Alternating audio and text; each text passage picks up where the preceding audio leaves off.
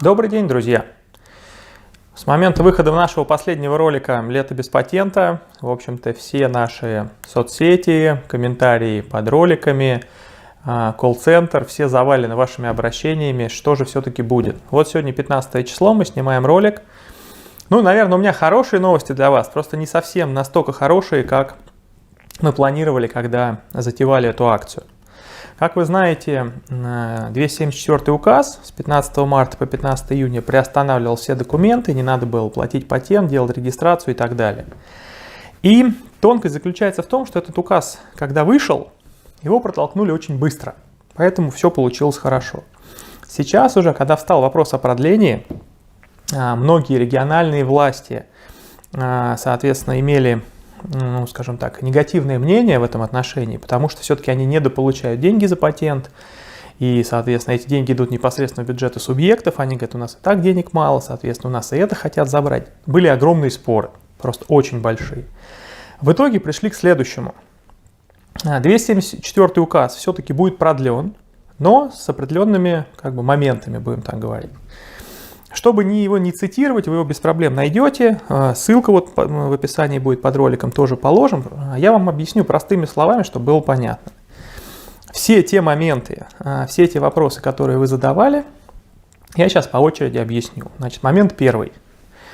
Как считать деньги, которые люди заплатили в момент действия 274 указа с 15 марта по 15 июня? Вот, допустим, у вас был оплачен патент, допустим, по 20 апреля. Да? То есть вы его когда-то там в прошлом году получили, оплачивали, и он у вас был оплачен по 20 апреля. Вот от 20 апреля вы добавляете 93 дня.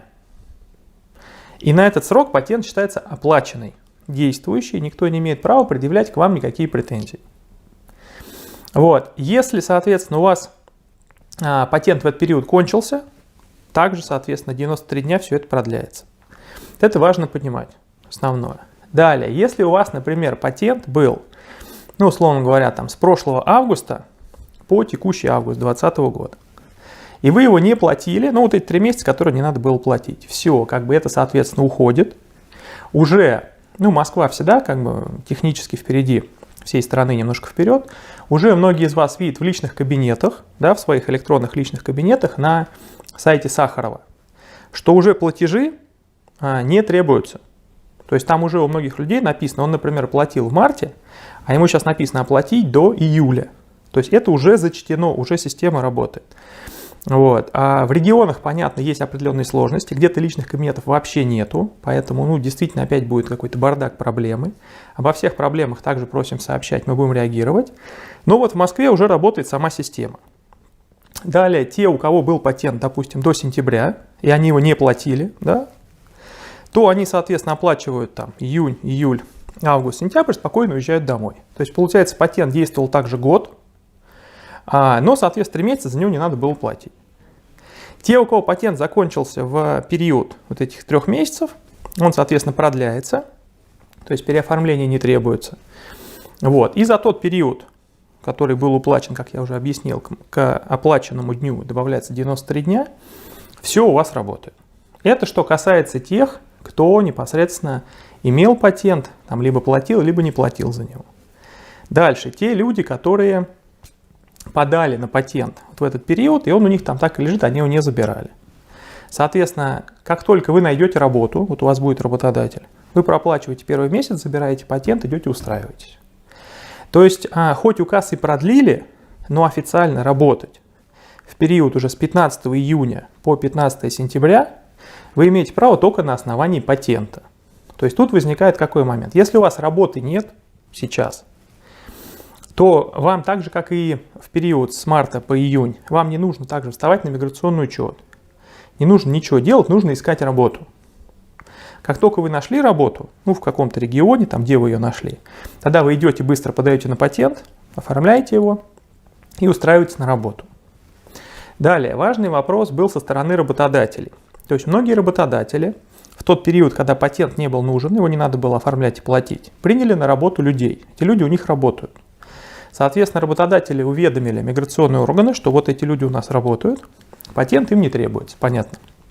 Теперь, соответственно, всем этим людям, которые вот работают, да, нужно идти побыстрее, не затягивая, получать патент и на основании патента работать. То есть это вот все моменты, какие вот можно было представить, я вам сейчас проговорил. Теперь, что касается тех людей, у которых работы нет и найти ее не могут. Вам, как и прежде, делать ничего не нужно. До 15 сентября вас не могут оштрафовать, вас не могут выдворить, соответственно, вы просто живете. Но как только вы находите работу, нужно сразу оформить все документы как положено. То есть удалось продлить указ именно вот в этой части, как принято говорить. Да?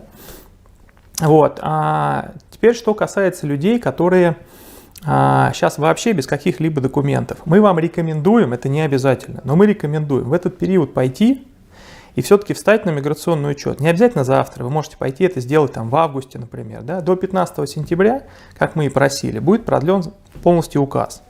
Но мы рекомендуем всем, у кого какие-то проблемы, нарушения и так далее, пойти встать на миграционный учет, потому что сейчас на миграционный учет ставят всех. Вы приходите вместе с принимающей стороной, смотрят, что по вам нет никаких проблем, и вас поставят на миграционный учет. Вот. Это с точки зрения, чтобы вы были в базе на этот момент, законный, все у вас было хорошо. Вот. Что касается людей из визовых стран, особенно тех, вот тут важный момент, мы часто говорим про амнистию. Вот тут есть частичный, такой, будем говорить, положительный момент, что сейчас, когда все это вступит в силу, те, кто захочет добровольно уехать, являясь нарушителем, то есть даже те, кто до 15 марта был нарушителем, но это в основном визовые страны, в основном Африка, да, у нас много таких из Африки.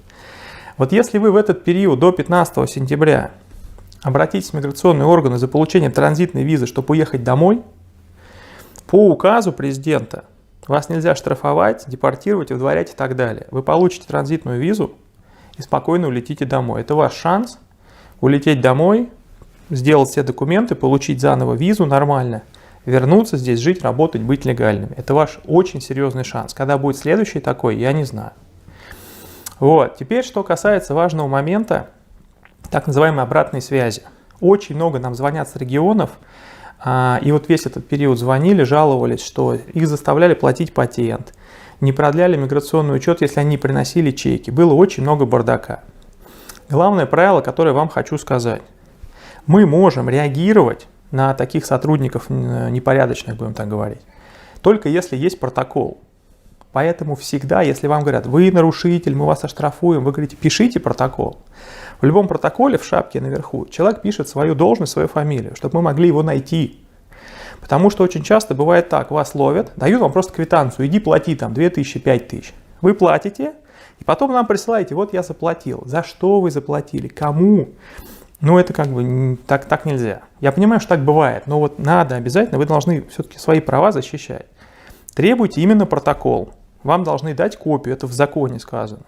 На основании протокола вы платите штраф, а не потому, что вам дали квитанцию, иди плати. Как только у меня будет протокол, я могу действовать. Вот мне прислали один протокол по Санкт-Петербургу. Мы его отменили за час. И сейчас у нас, опять же, немножко не доходят руки написать заявление на того сотрудника, который его незаконно составил.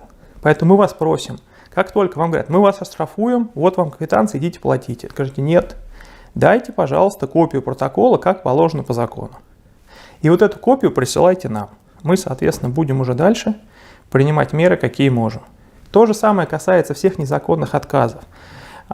Если вам где-то что-то отказывают, обязательно пишите, но когда вы, допустим, пишете или звоните в колл-центр, называйте место, где это произошло, фамилию сотрудника, если есть такая возможность, или хотя бы там, не знаю, нам отказали в третьем окошке, время сообщайте, чтобы мы могли найти человека, который вам незаконно отказал. Вот, на этом пока все. Вот, также, соответственно, приглашаем вас всех звонить в колл-центр, писать во все наши соцсети с вопросами. Вопросов, конечно же, будет много, но я постарался сейчас максимально подробно вам все рассказать. Вот, все, пока. Подписывайтесь на наш канал. До новых встреч!